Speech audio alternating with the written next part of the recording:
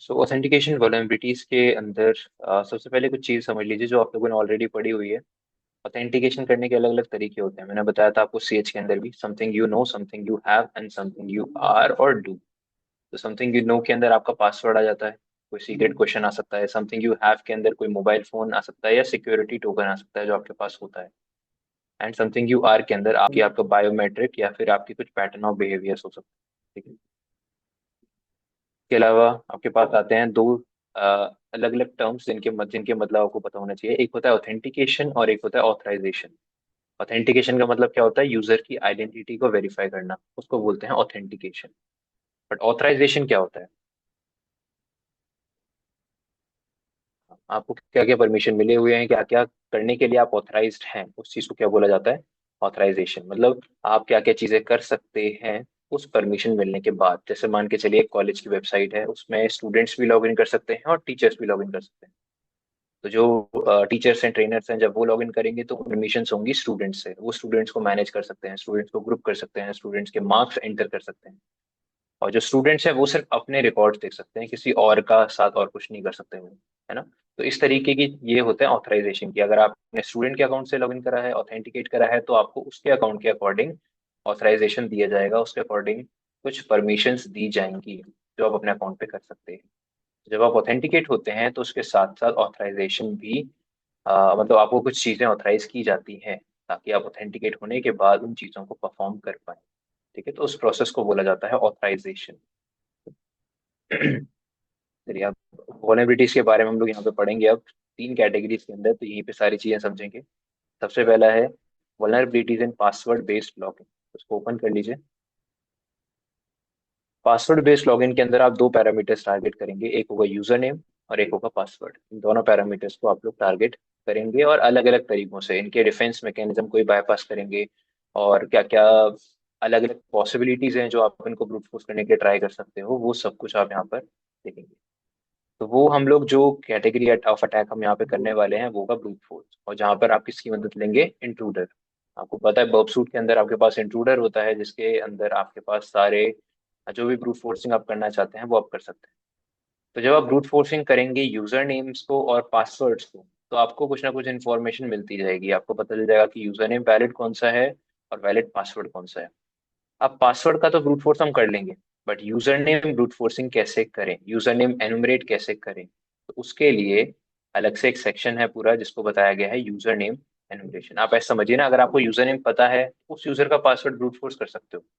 But user name भी नहीं पता, पासवर्ड भी नहीं पता, तो आपको ज्यादा कॉम्बिनेशन यूज करने पड़ेंगे। और उन्हीं कॉम्बिनेशन को कुछ हद तक कम करने के लिए आपको अलग से अगर यूजर नेम एनुमरेट करने का ऑप्शन मिलता है, ऐसी कोई वल्नरेबिलिटी होती है सर्वर पे जिससे ये पता चल जाए बस कि यूजर नेम वैलिड कौन कौन से हैं। क्योंकि देखो, एक चीज याद रखना, सिर्फ ये वल्नरेबिलिटी नहीं होती कि किसी यूजर का पासवर्ड ब्रूट फोर्स हो रहा है। ये भी वल्नरेबिलिटी होती है कि आप उस वेबसाइट से वैलिड यूजर नेम्स निकाल पा रहे हैं। अगर आपको वैलिड यूजर नेम पता चल रहा है उस वेबसाइट पे कि हाँ ये बंदा वैलिड है, तो वो भी वल्नरेबिलिटी काउंट की जा सकती है। अब वो डिपेंड करता है कंपनी के ऊपर। अगर वो मानना चाहे तो वो वल्नरेबिलिटी मान सकती है, नहीं मानना चाहे तो ना भी माने। बट आप उसको जरूर रिपोर्ट करोगे इस चीज को कि हाँ हम आपके वेबसाइट पर यूजर नेम एनुमरेशन कर पा रहे हैं। ठीक है। अब यूजर नेम एनुमरेशन के लिए आपके पास तीन तरीके हैं। तीन तरीकों से ये कंफर्म हो जाता है कि यूजर नेम एनुमरेट हो पा रहे हैं या नहीं हो पा रहे हैं। पहला तरीका है स्टेटस कोड के थ्रू। अब ऐसा एग्जांपल लीजिए, मान के चलिए आपके पास 100 यूजर नेम है। ठीक है, यूजर नेम है 100। उनमें से आपने सभी के सभी रिक्वेस्ट और यूजर नेम्स आपने ब्रूट फोर्स कर दिए। आपको कुछ यूजर नेम, चार पांच यूजर नेम्स ऐसे दिख रहे हैं जिसमें और बाकी सभी में कॉमन आ रहा है। मान के चलिए कि जिन जिन जब आप ब्रूट फोर्स कर रहे हैं तो बाकी सभी में 302 आ रहा है, और जब आप जो कुछ लिमिटेड हैं, चार या पांच या दो या तीन, उनमें क्या आ रहा है? आपके पास 200 आ रहा है। तो आपको देखिए 302 की है, बट कुछ जो है आपके पास अवेलेबल वो 302 या 200 वाले भी। तो आपके दिमाग में यही आएगा कि ये अलग क्यों है। तो हो सकता है कि शायद वो वैलिड यूजर नेम्स, वो क्या हो सकते हैं? क्योंकि जब मेजोरिटी आपने 100 चलाए, 100 में से 95 आपके गलत, मतलब 302 के आ रहे हैं, और दो तीन है आपके 100 का आ रहा है या 302 का आ रहा है, कुछ भी हो सकता है। तो ये क्या माने जाएंगे? वैलिड। हो सकता है कि आपको लगे कि यूजर नेम क्योंकि वैलिड है इसीलिए आपको स्टेटस कोड अलग आ रहा है। तो पहला तरीका स्टेटस कोड के थ्रू आइडेंटिफाई करने का होता है यूजर नेम्स। तो ये आप देखोगे लैब में। दूसरा तरीका है एरर मैसेजेस। अब एरर मैसेजेस का कॉन्सेप्ट क्या होता है कि आपने जैसे आपने कुछ वेबसाइट देखी होंगी जहां पर एक ऐसा एरर आ रहा है, आपने यूजर नेम पासवर्ड दोनों डाला, वो आपको एक एरर देता है, इनवैलिड यूजर नेम। अब इस एरर से आपको क्या पता चला कि यूजर नेम गलत है, पासवर्ड चेक करा ही नहीं उसने, पहली बात तो ये कंफर्म हो गई यूजर नेम गलत है। मान के चलिए आपने यूजर नेम सही डाल दिया, अब क्या एरर देगा आपको, इनकरेक्ट पासवर्ड या इनवैलिड पासवर्ड। तो इस चीज से क्या समझ आ रहा है कि यूजर नेम सही है तभी पासवर्ड गलत है। समझ आया? मतलब आप एरर मैसेजेस के थ्रू भी आइडेंटिफाई कर सकते हो कि यूजर नेम सही है या नहीं है। अगर आपको ऐसा कुछ एरर आता है जिससे ये पता चलता है इनकरेक्ट पासवर्ड, तो मतलब यूजर नेम सही है। और जब यूजर नेम आप कुछ और डाल रहे हो तो आपके पास एरर और आएगा कि इनवैलिड यूजर नेम। इससे समझ आ जाएगा कि यूजर नेम इनवैलिड है। समझ आया? तो जब यूजर नेम सही होगा तो एरर कुछ और आ सकता है, तो उसके बेसिस पे आप यूजर नेम एनुमरेशन करेंगे। ठीक है। एंड लास्ट जो सबसे ज्यादा इंपॉर्टेंट है वो है रिस्पॉन्स टाइम। अब रिस्पॉन्स टाइम क्या होता है, कुछ एप्लीकेशंस ऐसी होती हैं जो यूजर नेम सही होने के बाद ही पासवर्ड को चेक करती है।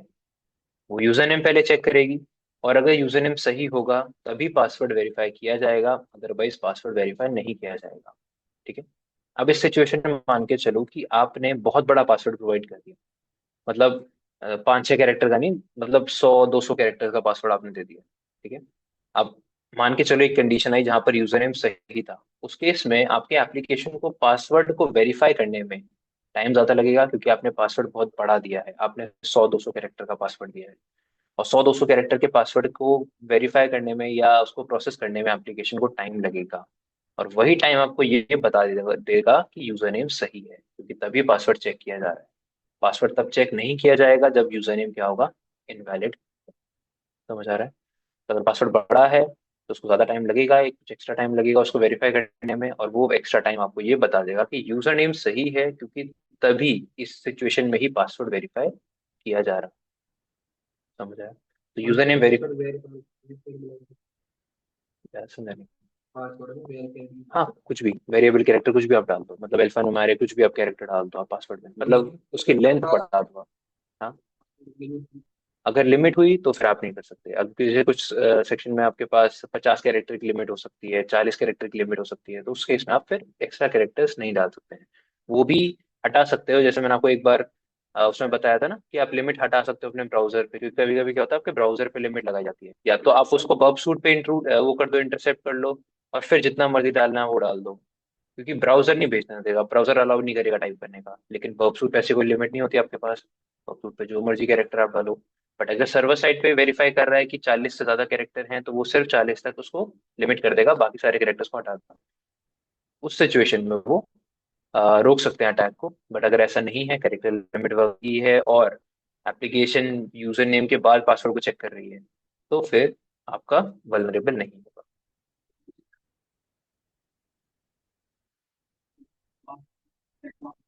हम्म।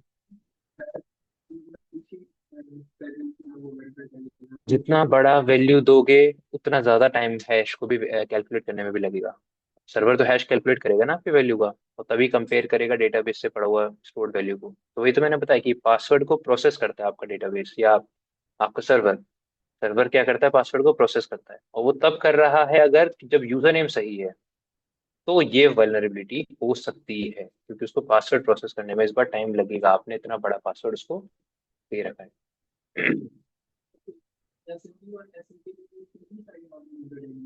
कर सकते हैं वो, लेकिन वो डिपेंड करता है ना कि आपका उस मशीन पे पोर्ट ओपन होना चाहिए। बट अभी हम लोग वेबसाइट्स की बात कर रहे हैं, हम लोग वेब सर्वर्स की बात करते हो।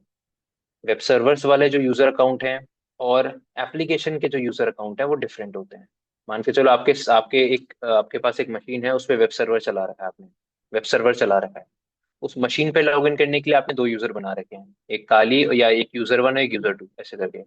और उस एप्लीकेशन पे 50 यूजर बना रखे हैं लोगों ने आपके।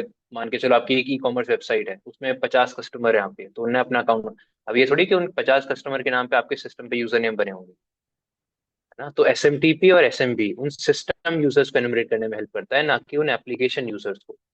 ये समझ आ रही है? एप्लीकेशन के यूजर्स डेटाबेस में पड़े होंगे, उनका आपके सिस्टम से कोई लेना देना नहीं है। ठीक है। तो जब आप एनपीटी पढ़ोगे, एनपीटी पढ़ोगे तो वहां पर आपको एसएमटीपी और एसएमबी ऐसे तरीके के एनिमेशन करके यूजर नेम पता चलेंगे सिस्टम के, उस सर्वर के। बट यहाँ पर हम सर्वर को टारगेट नहीं कर रहे हैं, यहाँ पर हम एप्लीकेशन को टारगेट कर रहे हैं। तो वो जो एप्लीकेशन है उसके वैलिड यूजर नेम्स पता करने के लिए आप ये टेक्निक्स यूज कर सकते हैं।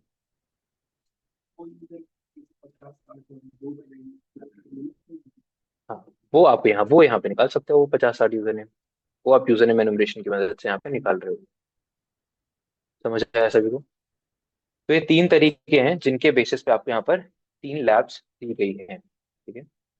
तो हम लोग इन तीनों में से मैं दो लैब करूंगा, फर्स्ट और लास्ट, सेकंड वाला लैब आप लोग खुद ट्राई करेंगे, ठीक है। चलिए तो स्टार्ट करते हैं एक बेसिक लैब से, उसको समझ लेते हैं।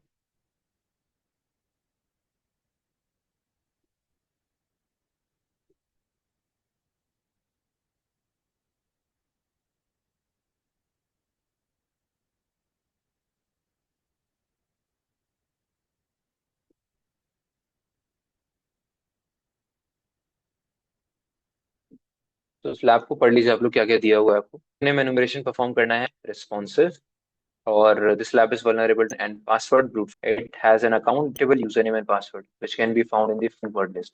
आपको दो वर्ड लिस्ट दी गई है, के अंदर यूजर नेम्स हैं और कुछ वैलिड पासवर्ड्स हैं जिनको आप ट्राई करिए। एंड लैब सॉल्व करने के लिए आपको एनुमरेट करना है वैलिड यूजर नेम के बाद उस यूजर के पासवर्ड को ब्रूट फोर्स को एक्सेस करना है, ठीक है। तो ये आप लैब को आप एक्सेस कर लीजिए।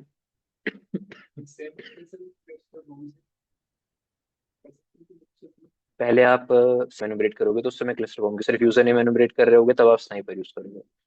बट और दूसरे केस में भी नहीं करना पड़ेगा, यहाँ पे क्लस्टर फॉर्म यूज नहीं करना है, इसीलिए तो आपने यूजर नेम एनुमरेशन की टेक्निक यूज करी है। अगर क्लस्टर करना होता हमें तो हम यूजर नेम एनुमरेशन क्यों कर रहे होते? क्लस्टर फॉर्म से तो एग्जैक्टली आंसर निकल जाता। बट उस समय आपकी रिक्वेस्ट भी तो 10,000 जाएंगी। 100 मान के चलो कि जैसे इस वर्ड लिस्ट के अंदर ना आपको 100 यूजर नेम 100 पासवर्ड मिलेंगे, या 101 पासवर्ड ऐसे कुछ मिलेंगे, तो आपके कितने रिक्वेस्ट होंगे टोटल? 11 लगभग आपकी 10,000 होगी रिक्वेस्ट, है ना। तो 10,000 रिक्वेस्ट को आपको ब्रूट फोर्स करने में टाइम भी तो ज्यादा लगेगा ना। वही टाइम कम करने के लिए आप 10,000 रिक्वेस्ट कर सकते हो ब्रूट फोर्स इंट्रूडर बर्बसूट प्रो की मदद से। हो जाएगा, 5-5 मिनट के अंदर हो जाएगा, 4-5 मिनट में। बट टाइम कम करने के लिए आप पहले यूजर नेम एनुमरेट कर रहे हो और फिर पासवर्ड एनुमरेट कर रहे हो, ताकि आपके सिर्फ 200 रिक्वेस्ट जाएं और वो 10,000 रिक्वेस्ट ना जाए। अब क्या होगा, आप 100 बार पासवर्ड भेज यूजर नेम भेजोगे तो 100 रिक्वेस्ट, फिर उस वैलिड यूजर नेम के लिए 100 बार पासवर्ड भेजोगे तो आपका इस तरीके से आपकी सिर्फ 200 रिक्वेस्ट जाएंगी, ना कि 10,000 रिक्वेस्ट। इससे दूसरा एडवांस क्या मिलेगा आपको, सर्वर साइड पे ज्यादा पैकेट्स भी नहीं जाएंगे। डॉस अटैक और डीडॉस के चांस की, ब्रूट फोर्स अटैक से डॉस और डीडॉस के चांसेस ही नहीं होगा। तो ये एडवांटेजेस आपको मिलेगा, अलग एनिमेट करोगे और पासवर्ड अलग से एनिमेट करोगे, ठीक है? एक बार ऐसा नहीं, ऐसा ना होता नहीं है वैसे तो। ब्रूट फोर्स अटैक्स को हमेशा मना करके रखते हैं। अगर आप बोला गया कि आप ब्रूट फोर्स अटैक परफॉर्म कर सकते हो, तो फिर आप उनसे कंफर्म कर सकते हो कि हम कितने रिक्वेस्ट पर सेकंड भेज सकते हैं, कितने टोटल नंबर ऑफ रिक्वेस्ट भेज सकते हैं। वो चीज़ आप सर्वर साइड पे वो आप उनसे, जो कंपनी है ना, उनसे कंफर्म कर सकते हो। अदरवाइज बग बाउंटी कर रहे होगे तो बग बाउंटी में तो साफ साफ जो लिखा है वही है, आप उनसे कंफर्म नहीं कर सकते कुछ। आप उनसे कांटेक्ट करके कुछ पूछ नहीं सकते कि भाई वो आपको रिस्पॉन्स करें। जो लिखा है गाइडलाइंस है वही करना है, अगर लिखा हुआ है ब्रूट फोर्स नहीं करना है तो नहीं करना। ब्रूट फोर्स की जगह फिर आप फंक्शनैलिटीज में एरर निकालो, जैसे एसक्यूएल इंजेक्शन के थ्रू आप ऑथेंटिकेशन बाईपास करना आपको बताया था, तो वहां पर आपको 4-5 पैकेट भेज के पता चल जाएगा कि डेटाबेस वल्नरेबल है, सर्वर वल्नरेबल है, ऑथेंटिकेशन बाईपास हो रहा है या नहीं हो रहा है, ठीक है। तब आप फंक्शनैलिटी में बग निकालोगे, ना कि ब्रूट फोर्स करने का ट्राई करोगे। चलिए एक बार लैब ओपन कर लीजिए सभी लोग, और थोड़ा ट्राई करिए आप लोग इसको एनुमरेट करने का। कैसे करेंगे, सिंपल है, इसका कॉन्सेप्ट कुछ ज्यादा डिफरेंट नहीं है, आप लोगों ने पहले भी ब्रूट फोर्सिंग कर रखा है। थोड़ा मुझे आइडिया बताइए कैसे करेंगे। लॉगिन पेज कहाँ मिलेगा? माय अकाउंट पे चाहिए। अब उसके बाद क्या करेंगे? कुछ भी वैल्यू डाल देंगे आप, और उस पे बर्ब सूट पे इसको इंटरसेप्ट कर लेंगे, मतलब बेट बर्ब सूट से उसको इंट्रूडर पे ले जाएंगे, ठीक है। फिर इंट्रूडर पे क्या करेंगे? इंट्रूडर पे आने के बाद इसका, हाँ, फिर पहले आप पोजीशन डिफाइन करोगे, फिर उसके पोजीशन में क्या सेलेक्ट करोगे, सिर्फ सिर्फ यूजर नेम वाला पोजीशन आप सिलेक्ट कर लेंगे, ठीक है। उसके बाद स्नाइपर का यूज करेंगे। पेलोड में जो आपको वर्ड लिस्ट दी गई है यूजर नेम की, वो आप डाल देंगे वहाँ पे, ठीक है। और आप स्टार्ट कर देना इस अटैक को, ठीक है। अरे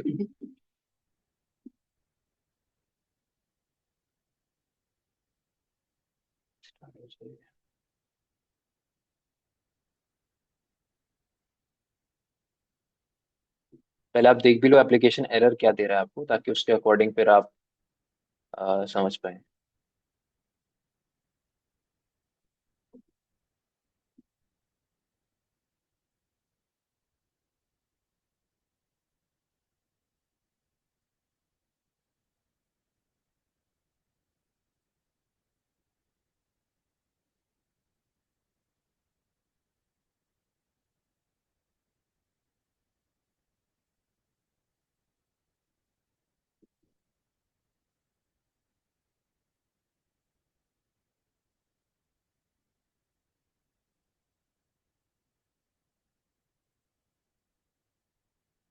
मान के चलिए मैंने यूजर नेम डाल दिया एडमिन, पासवर्ड डाल दिया 12345 और लॉगिन पे क्लिक किया।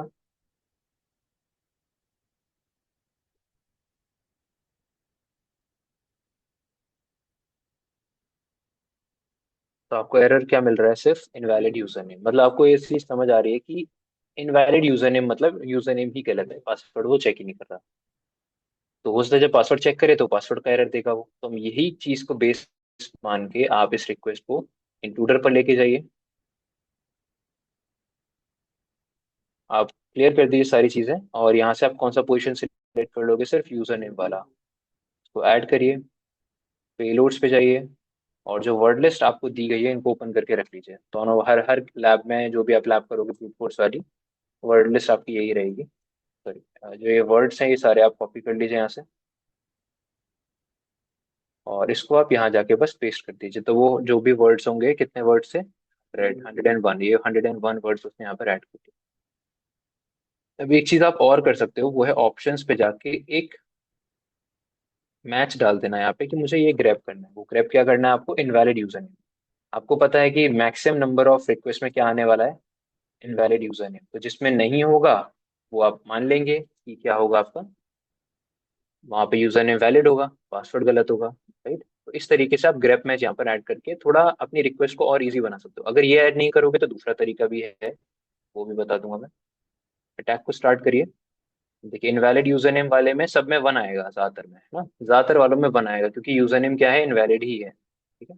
अब आप चेक करिए किसी में नहीं आ रहा है, तो एक में आपको दिख रहा है जो नहीं आ रहा है। एडी नाम के यूजर नेम पे मुझे इनवैलिड यूजर नेम का एरर नहीं आ रहा है। और इसकी रिक्वेस्ट लेंथ भी चेक करिए, कुछ डिफरेंट है। स्टेटस कोड तो चलो सेम है, कोई नहीं, बट लेंथ क्या है? डिफरेंट है। अगर आपको ये नहीं आपने ऐड करा होता तो हम कैसे इसको आइडेंटिफाई करते? हम लेंथ के थ्रू सॉर्ट करते। ज्यादातर वाले कितने दिखेंगे आपको? 32 48 के। बट एक आपको यूनिक दिख रहा है जिसमें 32 50 का लेंथ दे रखा है, 32 50 बाइट्स का लेंथ है। तो यही आपके लिए क्या होगा? एक यूनिक आउटपुट होगा। तो दो तरीके हो गए, अगर आपको ये नहीं डाला आपने तो आप लेंथ के थ्रू भी आइडेंटिफाई इसको कर सकते हो। तो अगर सर इसमें इमेल यूजर नेम और पासवर्ड का नुकसान देखो, अगर आपने यूजर नेम और पासवर्ड में गलत सेम दे दिया, जैसे अभी तो ईमेल यूजर नेम दे रहे थे, हाँ हाँ, और अगर दे यूजर नेम और पासवर्ड में गलत, अगर आपने यूजर नेम पासवर्ड सही दे दिया, पासवर्ड तो देखो हम दे ही रहे हैं इसमें ना, पासवर्ड तो हमने दिया ही हुआ है 12345, ये तो दे ही रहे हैं। हाँ ठीक है, क्योंकि वो यूजर नेम चेक कराते हैं, ठीक है, हम दोनों एक साथ चेक करेंगे। हाँ नहीं नहीं, दूसरा चेक तभी कर रहा है वो जब पासवर्ड यूजर नेम सही है। ये एप्लीकेशन की बात कर रहा हूँ मैं, ये वाला एप्लीकेशन। अदरवाइज होता क्या है, आपको एरर मिलता है इनवैलिड यूजर नेम और पासवर्ड। अब इस केस में आपको नहीं पता कि क्या गलत है। जैसे अभी आप आगे की कुछ लैब सॉल्व करोगे, शायद अगली लैब में आपको ऐसे ही कुछ एरर मिलेगा, इनवैलिड यूजर नेम और पासवर्ड। अब इसमें आप क्या करोगे? आपको समझ नहीं आएगा कि क्या गलत है, तो आप किसी और तरीके से आइडेंटिफाई करोगे, एरर के थ्रू नहीं। ये तो एक तरीका है एरर के थ्रू। दूसरा या तो स्टेटस कोड के थ्रू चेक करोगे, या तो रिस्पॉन्स टाइम के थ्रू। रिस्पॉन्स टाइम वाला भी मेथड है ना आपके पास, तो वो भी आप ट्राई कर सकते हो। जैसे अगली लैब में आप रिस्पॉन्स टाइम वाला ट्राई करोगे, वहां पर आपको एरर यही दिखाएगा, इनवैलिड यूजर नेम और पासवर्ड। बट क्योंकि आप उससे चेक करोगे तो आपको पता चल जाएगा कि क्या गलत है क्या सही है। अब जैसे इसमें मैंने एडी डाला तो इसमें एरर कुछ और आ रहा होगा, तो देख लेते हैं एरर वो क्या है। क्या दे रहा है इस बार एरर आपको? इनकरेक्ट पासवर्ड, ये आपके पास एरर आ रहा है। तो अब हमें यूजर नेम पता चल गया, तो आप डायरेक्टली यहीं से इसी रिक्वेस्ट को कहाँ भेज दीजिए? इंट्रूडर पर, ताकि आपको बार बार डालना पड़े। क्लियर कर दीजिए, और इस बार किसको सिलेक्ट कर लेंगे आप? पासवर्ड को, क्योंकि यूजर नेम आपको पता चल गया। अगेन स्नाइपर अटैक होगा क्योंकि वन पेलोड रहेगा हमारे पास। इस बार आप सिंपल लिस्ट में क्या कॉपी कर लेंगे? पासवर्ड। जो पासवर्ड्स आपको दिए गए हैं, इन पासवर्ड्स को कॉपी कर लीजिए और वहां जाके इसको पेस्ट करिए। और इस बार ऑप्शंस में कुछ डालने की जरूरत नहीं है, क्योंकि अब आपको जो एरर मिलेगा, अगेन या तो लेंथ के थ्रू आप आइडेंटिफाई करोगे या तो स्टेटस कोड। अब स्टेटस कोड कैसे? क्योंकि जो सही होगा उसमें आपको रीडायरेक्ट कर रहा होगा वो। तो रीडायरेक्शन के लिए क्या स्टेटस कोड आता है? 302, क्योंकि वो आपको कहाँ रीडायरेक्ट कर रहा होगा? आपके अकाउंट पेज की तरफ, जहाँ पर यूजर नेम क्या है? ईडी। तो जो पासवर्ड है वो क्या है? ये 159753 ये पासवर्ड है इस पर्टिकुलर यूजर का, क्योंकि आपने जब ये यूजर नेम डाला, ये पासवर्ड डाला, तो उसने आपको 302 का रिस्पॉन्स प्रोवाइड किया। या तो लेंथ के थ्रू देख लो, और या तो आप स्टेटस कोड के थ्रू चेक कर लो। लेंथ का मतलब कि आपके पास जो आउटपुट इस बार आया है ना, वो आउटपुट में कुछ भी कंटेंट, यहाँ पर ये जो कंटेंट लिखा हुआ है ना, ये इसकी लेंथ बता रहा है। ये ओवरऑल कंटेंट बाइट्स में होता है ना आपका, तो ये उसकी लेंथ बता रहा है। तो आप कोई और रिक्वेस्ट देखोगे तो उसमें बहुत सारा कंटेंट दिख रहा है, पूरा डॉक्यूमेंट पड़ा हुआ है HTML का, तो इसलिए इसकी लेंथ ज्यादा है। और 302 वाला जो आया था उसमें कुछ होता ही नहीं, आपको बताया था मैंने, 302 की बॉडी में कुछ नहीं होता, क्योंकि वो रीडायरेक्ट कर रहा होता है। तो ये जो कंटेंट लिखा हुआ है इसका साइज है 184। ठीक है, इसलिए आपको लेंथ के थ्रू पता चल गया कि हाँ, ये यूनिक है, इसमें कम कंटेंट है। ये यूनिक है मतलब एक तरीके से, कम कंटेंट ज्यादा कंटेंट का मतलब नहीं है, ये यूनिक है। तो कुछ ना कुछ अलग ही होगा इस रिक्वेस्ट।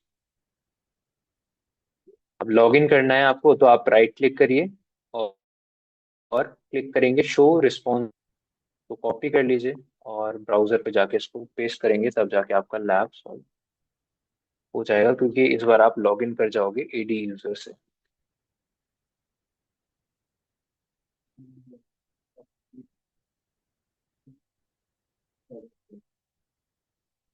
समझ आए? ठीक है। अब थर्ड वाला लैब आप लोग ओपन कर लीजिए, रिस्पॉन्स टाइम वाला।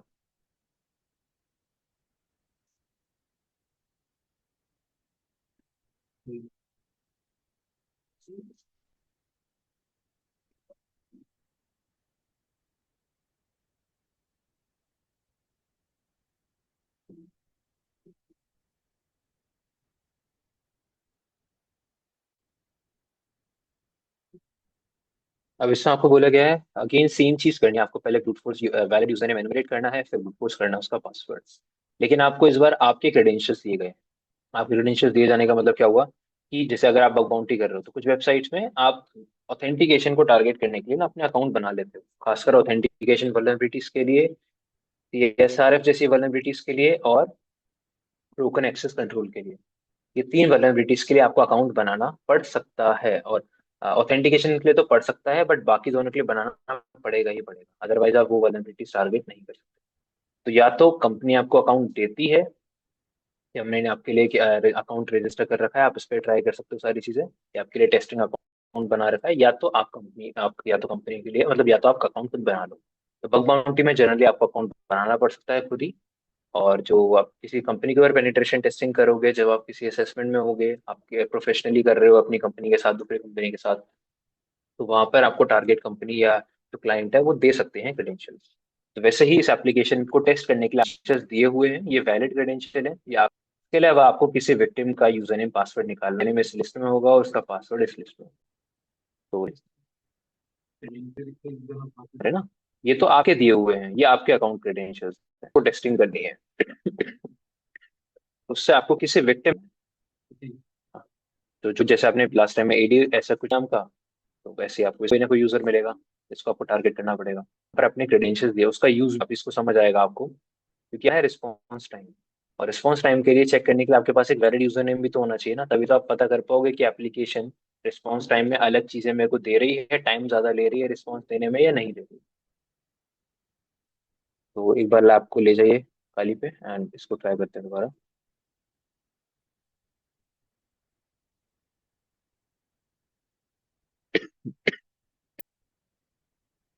इनवैलिड डाल के देखिए, एडमिन डाल दिया, 1 2 3 4 डाल दिया, लॉग इन करिए। इस बार एरर क्या मिल रहा है? इनवैलिड यूजर नेम और पासवर्ड। अभी इसमें नहीं पता आपको क्या गलत है, पासवर्ड भी गलत हो सकता है, यूजर नेम भी गलत हो सकता है, लेकिन नहीं पता हमें। तो इसीलिए आप कुछ और मेथड से इस बार ट्राई करोगे, वो एरर वाला नहीं है। अच्छा, रिपीटर पे हम कुछ चीजें पहले इसके अंदर हटा के डाल के चेक करेंगे कि क्या रिस्पॉन्स कर रहा है ये। अब देखिए आपको यहाँ पर यूजर नेम दे रखा है एडमिन, लेकिन हम लोग किसका ट्राई करेंगे? अब हमें जो वैलिड यूजर नेम पता है वो है वीनर, और उसका पासवर्ड हमें पता है पीटर। बट मैं विनर अगर पीटर डालूंगा तो ऑब्वियसली लॉग इन कर देगा वो। अगर यहाँ पे डालूंगा तो आपको 302 का रिस्पॉन्स आना चाहिए जो आपको विनर से लॉग इन करा देगा। बट हमारा ऑब्जेक्टिव है ये चेक करना कि जब हम इस यूजर का पासवर्ड बड़ा डालते हैं और यूजर नेम हमें पता है वैलिड है, मैंने इसका क्या किया, पासवर्ड थोड़ा बड़ा कर दिया। ठीक है, थोड़ा बड़ा कर दिया। तो आपने यूजर नेम क्या रखा? विनर। करेक्ट है, हमें पता है यूजर नेम सही है, और पासवर्ड मैंने उसका थोड़ा बड़ा कैरेक्टर, लंबे कैरेक्टर्स के साथ यहाँ पे प्रोवाइड कर दिया। अब सेंड करके देखिए इसको। तो जो आपने रिक्वेस्ट भेजी आपको दिखा कि कितने टाइम बाद आपके पास रिस्पॉन्स आया, 2.5 सेकेंड्स के बाद। और अगर मैं यूजर नेम गलत कर दूं, कुछ भी डाल दिया मैंने, यहाँ पे मैंने डाल दिया विनर 45, अब ये गलत यूजर नेम है, ये वैलिड नहीं है। इस समय रिस्पॉन्स क्या आना चाहिए आपके पास? तुरंत आना चाहिए। समझ आ रहा है?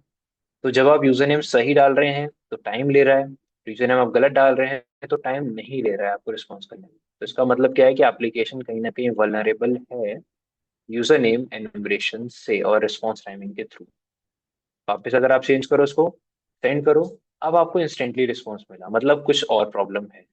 अब वो प्रॉब्लम क्या है, इसके एरर में जाके चेक करिए। तो यहाँ पर सिर्फ आपको रिस्पॉन्स टाइम नहीं देखना है, यहाँ पर एक और चीज है जो आपको बाईपास करना पड़ेगा, वो है आपको यहाँ पे क्या दिखाई दे रहा है, क्या दिखाया जा रहा है? Please try again 30 minute. तो आपको बोल रहा है कि आपने बहुत सारे लॉगिन, आपने देखा होगा ये आपको एरर मिलता है कहीं ना कहीं कि आपने इतने सारे लॉगिन अटेम्प्ट ट्राई करे हैं, और उसके बाद आपको आधे घंटे बाद या 10 मिनट बाद, 2 मिनट बाद आप उसको दोबारा से ट्राई करें। तो यहाँ पर आपका आईपी एड्रेस भी ब्लॉक किया जा रहा है। ये चीज आपको इससे पता चलती है कि आपके आईपी को ये ब्लॉक कर रहा है जब आप ज्यादा रिक्वेस्ट भेज रहे हो। मैंने 2 या 3 या 4 रिक्वेस्ट भेजी इनकरेक्ट, उसने मेरे को क्या कर दिया, ब्लॉक कर दिया। अब आप चाहे यूजर नेम सही डालो चाहे पासवर्ड कुछ भी डालो, आपको ये एरर बार बार वो दिखाएगा ही दिखाएगा। इस एरर में ऐसा ही कुछ लिखा होगा, you have made too many incorrect login. तो यहाँ पर आपको सिर्फ रिस्पॉन्स टाइम वाला ही काम नहीं करना है, यहाँ पर एक और चीज बाईपास करनी है, वो है ये प्रोटेक्शन जो लगा रखी है यहाँ पे ब्रूट फोर्स को रोकने के लिए। ये ब्रूट ब्रूट फोर्स को रोकने के लिए जो लगा रखी है ना प्रोटेक्शन, अब इस चीज को बाईपास करने के लिए अलग अलग तरीके हैं, जिसमें से पहला तरीका आप याद रखिए, एक सिंपल सा हेडर है जो आप ऐड कर सकते हो पूरे रिक्वेस्ट में। कहीं पे भी ये हेडर आप ऐड कर दो, ऐसे नहीं कि इसके बाद ही करना है, कहीं पे भी कर दो, पूरे रिक्वेस्ट में कहीं पे भी। हेडर का नाम क्या है? एक्स फॉरवर्डेड फॉर, इसी पैटर्न में लिखना है, एक्स कैपिटल होना चाहिए, कैमल केस में होना चाहिए basically, X capital, F capital और F capital. X forwarded for, उसके बाद कोलन लगाकर आप यहाँ पर कोई भी एक नंबर डाल दीजिए, कोई भी नंबर डाल दीजिए, आपकी मर्जी। मैंने 1 डाल दिया, 1 डाल सकते हो आप, 2 डाल दीजिए, 1000 डाल दीजिए, 10,000 डाल दीजिए। इससे होगा क्या, एक्स फॉरवर्ड फॉर एक ऐसा हेडर होता है जो ये बताता है कि आपकी रिक्वेस्ट कहाँ से आ रही है। ये एज अ प्रॉक्सी वर्क करता है। आपकी हमारी रिक्वेस्ट अभी भी मेरे आईपी से ही जाएगी जहाँ से हम भेज रहे हैं, मैंने कोई प्रॉक्सी वगैरह कुछ ऐड नहीं करा। ठीक है, रिक्वेस्ट अभी भी हमारे सिस्टम से ही जा रही है, बट वो एक प्रॉक्सी की तरफ वर्क करेगी, सर्वर को बताएगी कि रिक्वेस्ट वहां से नहीं, कहीं ना कहीं इस नंबर की तरफ से आ रही है। अब यहाँ पर आप चाहें तो कोई आईपी डाल दीजिए, या तो आप सिर्फ नॉर्मली नंबर लिख दीजिए, जरूरी नहीं यहाँ पर आईपी डालना है, आप यहाँ पे कोई नंबर भी लिख सकते हो, डेसिमल नंबर। तो आपको सर्वर को वो ये बताता है कि रिक्वेस्ट इस बार उस आईपी से नहीं आ रही है, वो किसी और लोकेशन से आ रही है, एक प्रॉक्सी की तरह, मतलब प्रॉक्सी से रिक्वेस्ट आ रही है। तो आप चेक करिए, मैं सेम चीज यूज कर रहा हूँ, और देखते हैं कि इस बार मुझे वो एरर ये वाला मिलता है या नहीं मिलता है। आप नीचे आके चेक करिए, आपको क्या दिखा रहा है इस बार एरर, वापस से पुराने वाला दिखाने लगा, क्योंकि आधा घंटा तो नहीं हुआ अभी। तो आपको ये बता रहा है इनवैलिड यूजर नेम और पासवर्ड। अब होगा क्या कि वो ये वैल्यू भी 2-3 ही अलाउ करेगा, जितनी लिमिट लगा रखी होगी, फिर आपको ये वैल्यू भी चेंज करनी पड़ेगी। जैसे मान के चलो, मैं वापस से इसको करेक्ट करके दिखाया था पहले आप लोगों को, मैंने यूजर नेम करेक्ट डाल दिया वापस से विनर। अगेन मुझे वही 2.5 मिनट का 2.5 सेकंड का रिस्पॉन्स यहाँ पे लिखने के लिए मिलेगा। अगेन मिल रहा है आपको 2.5 सेकंड का, मतलब कहीं ना कहीं आपका जो यूजर नेम है वो सही है। अब इसी रिक्वेस्ट को आप 2-3 बार भेज के देखिए, मैंने दोबारा सेंड किया इसको, फिर से मुझे वो लगभग 2.5 का मिल रहा है रिस्पॉन्स, दोबारा भेजा अब नहीं मिला। तो मतलब अगेन उसने इस आईपी को भी क्या कर दिया होगा, ब्लॉक कर दिया होगा, है ना? तो अब आपको क्या करना है, समझ आ गया कॉन्सेप्ट क्या है? अब हमें user name, valid user name निकालना है। हमारे लिए जो वैलिड था वो तो हमें पता ही था, लेकिन हमें वैलिड अब किसी विक्टिम का निकालना है। आप इस रिक्वेस्ट को इसमें भेजिए, अब भेजिए इंट्रूडर पे। और इंट्रूडर पे आने के बाद इसको क्लियर करके सिर्फ क्या ऐड करोगे आप, यूजर नेम वाला जो फील्ड है आप उसको क्या कर दीजिए यहाँ पे ऐड। और दूसरी चीज आपको जो चेंज करनी है टाइम टू टाइम, वो क्या होना चाहिए, ये प्रॉक्सी जो आप लगा रखा है, तो आप दोनों को यहाँ पर क्या कर दोगे, ऐड करोगे। और इस बार जो अटैक टाइप आप यूज करोगे वो कौन सा होगा, एक नया अटैक टाइप जिसको क्या बोला जाएगा, पिच फॉर्क। अब पिच फॉर्क क्या होता है, ये भी दो पेलोड के साथ वर्क करता है। ये भी कितने पेलोड्स के साथ वर्क करेगा, जो क्लस्टर बॉम्ब होता है और पिच फॉर्क होता है वो हमेशा दो या दो से ज्यादा पेलोड पे वर्क करता है, या एक से ज्यादा बेसिकली पेलोड पे वर्क करता है, चाहे आप दो रखें या तीन रखें कितने भी। अब इससे होगा क्या, आपने दो पोजीशन सेलेक्ट कर रखी है। फर्स्ट पोजीशन पे हम यहाँ पे क्या रखने वाले हैं, सिर्फ नंबर्स, ठीक है। और इस वाले पोजीशन पे हम रखेंगे यूजर नेम। अब होगा क्या, आप यहाँ पर पैरेलल, जैसे मान के चलो दो आपके पास अलग अलग वर्ड लिस्ट, एक वर्ड लिस्ट में आपने नंबर्स डाल दिया और एक वर्ड लिस्ट में हमारे पास यूजर नेम्स लिखे हुए हैं। यहाँ पे यूजर नेम कितने हैं, 100। तो हम लोग ये ट्राई करेंगे कि ये नंबर्स भी कितने हो, 100, एग्जैक्टली कितने हो, 100। मान के चलो पहला नंबर मैंने दे दिया 1, दूसरा नंबर दे दिया 2, तीसरा नंबर दे दिया 3, ऐसे करके नंबर्स आपने दे दिए यहाँ पे। अब पिच फॉक का मतलब क्या है, ये दोनों लिस्ट में से पैरेलल कॉम्बिनेशन को उठाएगा, मतलब यहाँ का भी पहला उठाएगा और वहां का भी पहले के साथ ट्राई करेगा। तो यहाँ पे भी दूसरा उठाएगा और यहाँ पे भी सेकंड वाले के साथ ट्राई करेगा। यहाँ पे तीसरा यूज करेगा तो यहाँ पे भी थर्ड वाले के साथ, चौथा तो चौथा, पांचवा तो पांचवा। वो जैसे क्लस्टर बॉम्ब क्या था, सारे कॉम्बिनेशन ट्राई करता था। तो यहाँ से वन उठाएगा तो वन को सभी के साथ चलाएगा, इसके साथ भी, इसके साथ भी, इसके साथ भी, इसके साथ भी, ऐसे करके सब पूरी लिस्ट के साथ चलाता था। लेकिन जो पिच फॉर्क है वो पैरेलल कॉम्बिनेशन को यूज करता है, और यहाँ पर हमें जरूरत पैरेलल कॉम्बिनेशन की है। अगर हम वन को सभी के साथ चलाएंगे तो किसी काम का है ही नहीं वो, तीन के बाद तो वो किसी काम का नहीं रहा। तो इसलिए यहाँ पे क्या है कि हम लोग उसको हम हर एक यूजर नेम वर्ड के साथ एक नया वैल्यू जाए कैप्चर, यही चाहते हैं। तो इसके लिए आप कौन सा यूज करेंगे, पिच फॉर्क। तो आपने सारी चीजें सेलेक्ट कर ली, यहाँ पे पेलोड्स पे जाइए। फर्स्ट पेलोड आपको पता है जो पहले आएगा वो फर्स्ट होगा, तो पहले कौन सा आ रहा है, नंबर्स वाला। तो यहाँ पर आप पेलोड टाइप में क्या चूज कर देंगे, और नंबर्स आपको उतने रखने हैं जितने यूजर नेम हो। तो पहले यूजर नेम देख लीजिए कितने थे हमारे पास, 101 ही थे। यूजर नेम है, तो यहाँ पर आप उसको पेस्ट कर दीजिए एज इट इज। तो 101 है, तो आप ये भी कितने रखेंगे आप, नंबर्स भी, क्योंकि सेम क्यों रखने हैं, क्योंकि वो बाकी को कंसिडर करेगा नहीं। तो आप यहाँ पे वन से, अगर वन से छोड़ो, टू से स्टार्ट करिए, क्योंकि वन हम वैसे ही खत्म कर चुके हैं। तो वन के अलावा हम कहाँ से स्टार्ट करेंगे, टू से। और टू से कहाँ तक लेके जाओगे आप, 101 तक। अगर आप 101 तक जाएंगे तो कितने हो रहे हैं, 100 हो रहे हैं। तो आप इसको कर दीजिए 102, कितने हो जाएंगे, 101। तो अब आप नंबर्स और ये दोनों आपके सेट हो चुके हैं, 101।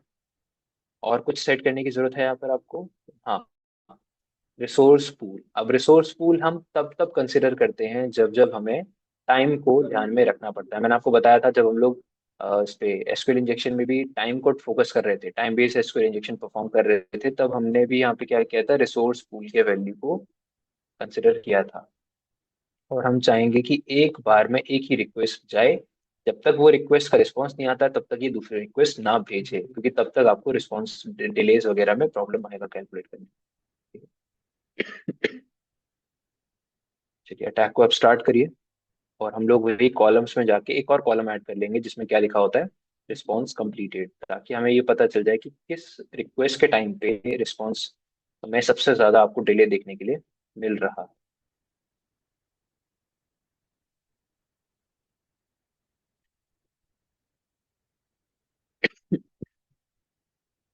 मिल रहा है आपको। तो यूजर नेम क्या होगा आपका, एप्लीकेशंस। क्या आपको एप्लीकेशंस में कितना दिख रहा है, 2570 का मिल रहा है। बाकी किसी में नहीं मिलेगा, सिर्फ एक ही मिलेगा जिसमें 2570 का आपको मिल रहा है, वो है एप्लीकेशंस। ठीक है। आपने हर एक नंबर के साथ एक यूनिक नंबर यूज करा है, वो यहाँ पे दिख रहा है आपको, ताकि एक भी रिक्वेस्ट में आपको एरर नहीं आएगा। चलिए यूजर नेम पता चल गया, एप्लीकेशंस। अब आप इसी रिक्वेस्ट को यहीं से फॉरवर्ड करना हो, यहीं से कर दो इंट्रूडर पे वापस से, क्योंकि अब हमें पासवर्ड ब्रूट फोर्स करना है। क्लियर कर दीजिए, और पासवर्ड या तो ये पूरा सिलेक्ट कर लो, या तो आप ये छोटा करके इसको जो भी वर्ड आ रहा है इसको सिलेक्ट कर लो। तो एक ये ऐड हो जाएगा, और दोबारा से इसको भी ऐड करना पड़ेगा क्योंकि ये फिर से वो ब्लॉक करना स्टार्ट कर देगा। तो इसको भी आप वापस से ऐड कर दीजिए, और इस बार नए नंबर आप वापस यूज करेंगे पिच फॉक। पेलोड्स में आपका होगा नंबर्स, जिसमें पासवर्ड 100 थे तो 100 के अकॉर्डिंग आप डाल दीजिए। कोई भी नंबर ले लीजिए, मैं 200 से स्टार्ट कर रहा हूँ और 300 तक चले जाता हूँ, तो 200 से 300 101 होंगे, तो आप इसको 299 कर लो। एंड सेकंड वाला आप चूज कर लीजिए, सिंपल लिस्ट, जहाँ पे आप वो पासवर्ड रिपेस्ट कर दीजिए। तो 100 आपके ये हो गए। अगेन यहाँ पे भी आप रिसोर्स पूल में बस वन वा चूज कर लो, जो आपने अभी बनाया। फ्रेंड रिक्वेस्ट कितनी थी, 1।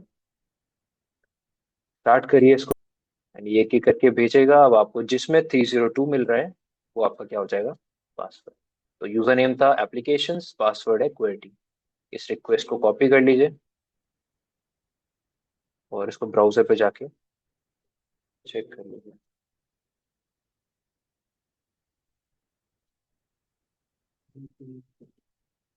समझ आया? तो रिस्पॉन्स टाइम वाला ये इंपॉर्टेंट है, आपको मिल भी सकता है कहीं ना कहीं किसी वेबसाइट पे, तो आप जब भी कहीं टाइम मिले आपको, तो आप जरूर ट्राई इसको कर सकते हैं। CTS वगैरह में भी आपको ये कॉन्सेप्ट कैप्चर होते हैं, फ्लैग कॉन्टेस्ट वगैरह जो होते हैं अलग अलग एग्जाम्स में जो होते हैं, EJPT OSCP लेवल तक के, वहाँ पे भी आपको ये मिल सकता है।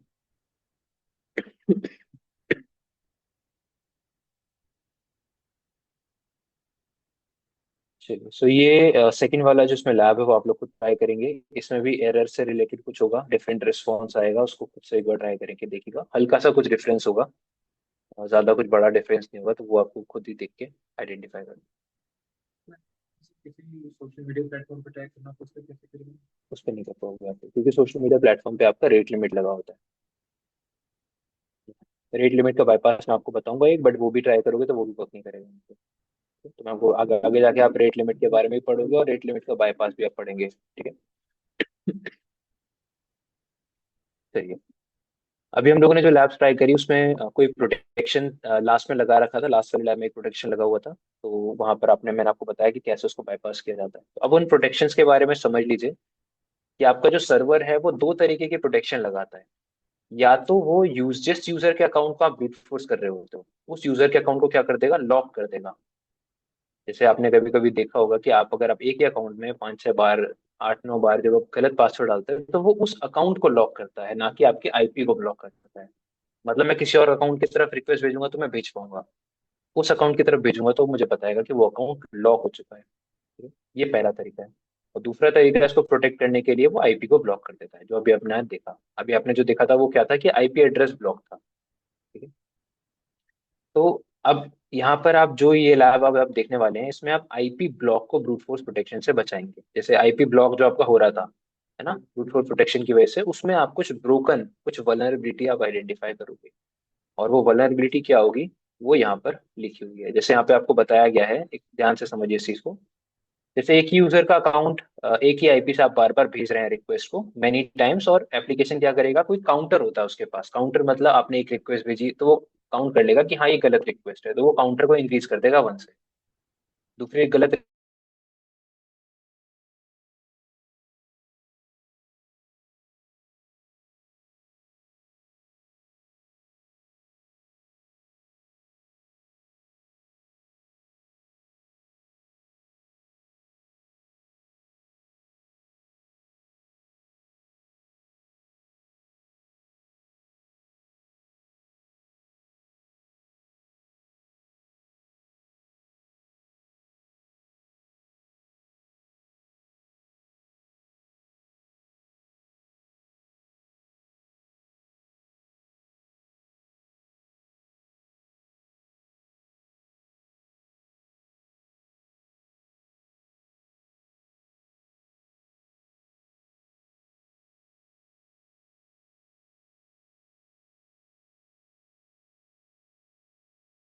समझ लीजिए इसको।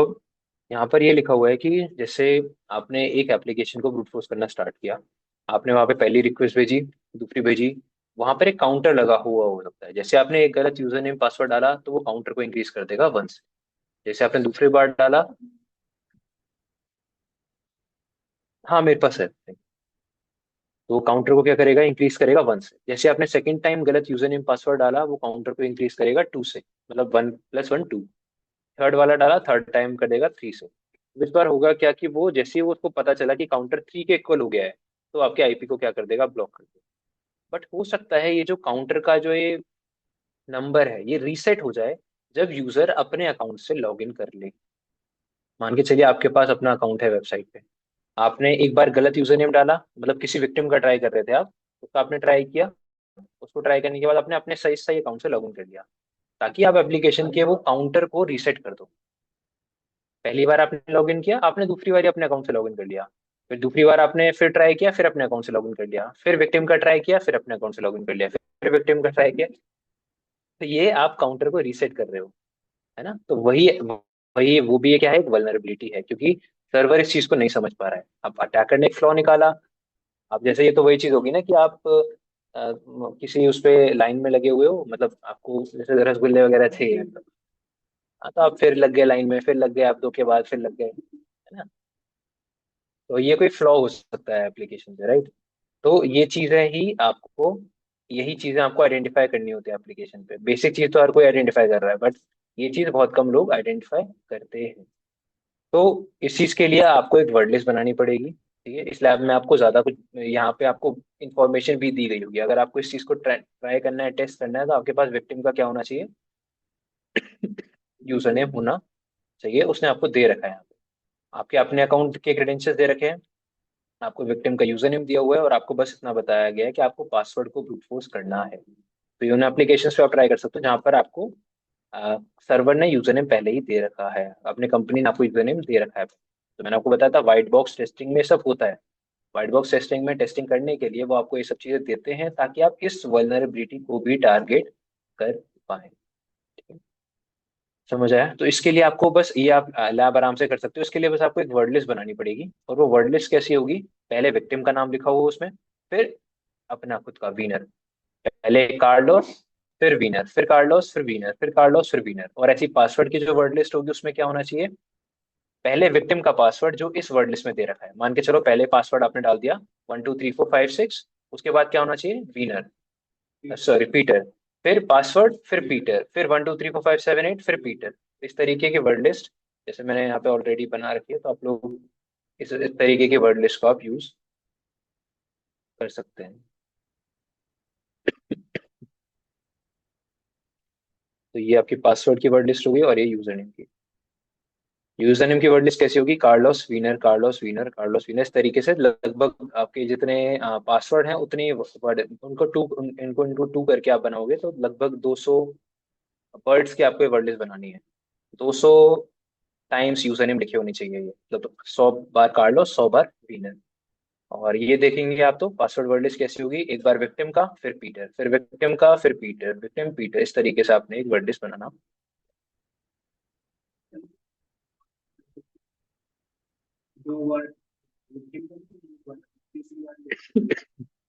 अगर एप्लीकेशन 2 बार अलाउ कर रहा है तो आप कर सकते हो। होता क्या है कि ना, 2 बार करने के बाद हो सकता है कि वो ब्लॉक कर दे तीसरी बार में। तो आप 2 बार करना चाहो 2 बार कर लो, कोई प्रॉब्लम नहीं है। आप तीसरी बार अपने अकाउंट से लॉग इन करके देख लेना, ऐसे कर सकते हो, ताकि नंबर ऑफ वर्ड थोड़ा और कम हो जाए।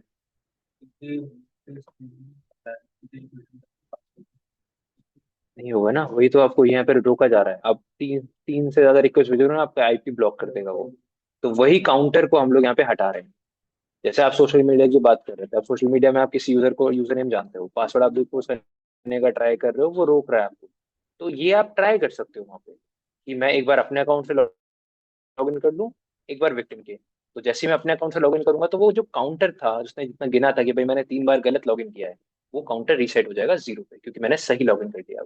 समझ आ रहा है। तो काउंटर की यहाँ पे बात चल रही है, उस काउंटर की वल्नरेबिलिटी है कि अगर आपने गलत लॉग इन किया फिर अपने अकाउंट से लॉग इन कर दिया, तो वो भूल जाएगा कि आपने एक बार गलत लॉग इन किया था। तो ये वल्नरेबिलिटी है। ठीक है। चलिए इसको आप लोग खुद ट्राई करेंगे, ये वर्ड लिस्ट बना के ये वाला लैब आपको खुद से ट्राई करके आइएगा। ठीक है, सारी चीज सिंपल है। आपको इसमें क्या चलाना होगा, कौन सा अटैक टाइप चलेगा बताइए। पिचफॉक। पिचफॉक चलेगा, क्योंकि आपने पैरेलल कॉम्बिनेशन आपको ब्रूट फोर्स करने हैं, और एक ही बार करना पड़ेगा, क्योंकि यूजर ने बता रखा है आपको यहाँ पे। तो डायरेक्टली आपको बस यूजर का पासवर्ड निकालना है।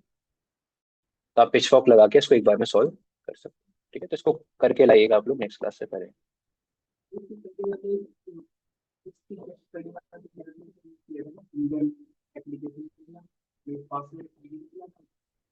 ये बात,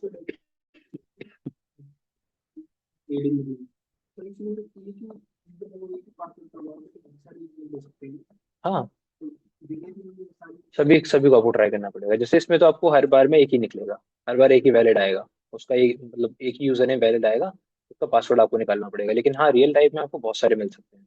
तो हाँ, सारे जितना जो वर्डलेस आपके पास है, वर्डलेस अगर आपको कंपनी ने दी है तो ठीक है, नहीं दी है तो आप अपनी तरफ से कुछ बनाओगे, उसको आप यूज कर सकते हैं, ठीक है।